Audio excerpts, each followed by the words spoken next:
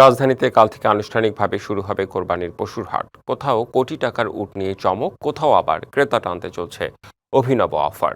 Tejgaon polytechnic হাটে মরুভূমির প্রাণী উট এখন দর্শনার্থীদের মূল আকর্ষণ। আর গাবতলীতে পশু প্রচুর থাকলেও কাঙ্ক্ষিত ক্রেতা না পেয়ে চিন্তায় খামারি ও ব্যাপারীরা।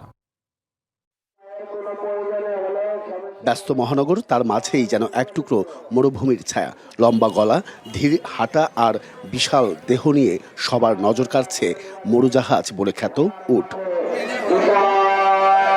তেজগাঁও পলিটেকনিক ইনস্টিটিউট হাটে উঠেছে 4টি উট। 3টির দাম হাঁকা হচ্ছে 30 লাখ টাকা করে, আরেকটির দাম 22 লাখ। বিক্রি হয়েছে 2টি।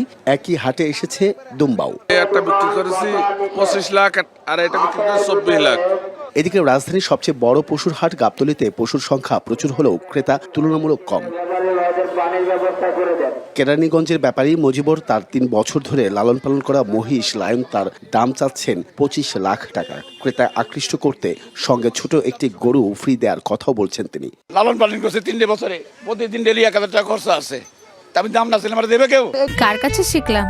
এই যে রাধুনী রেডিমিক্স গরুর মাংসের মশলা, গরু রান্নায় গুরু হওয়া কোনো ব্যাপারই না। এটা আমরা 5.5 লাখ টাকা যাচ্ছি, এটা 4.5 লাখ টাকা যাচ্ছি। এক একটা এক এক রকম দাম হবে। দ্রব্যমূল্যের অনেক দাম, খাবারের অনেক দাম, সেই ক্ষেত্রে আমাদের খরচ তো অনেক বেশি হয়েছে। ক্রেতারা বলছেন এখনো দাম ছাড়ছেন না ব্যাপারীরা, তাই দাম যাচাই বাছাই আর দেখে যাওয়া ছাড়া কোনো উপায় নেই এখন। গরু চয়েসের উপর তাদের দাম আর কি, অনেকের কাছে টাকাটা ফেক না, গরুটাই চয়েস হয়ে যায়, দামটা কোনো বাধায় না।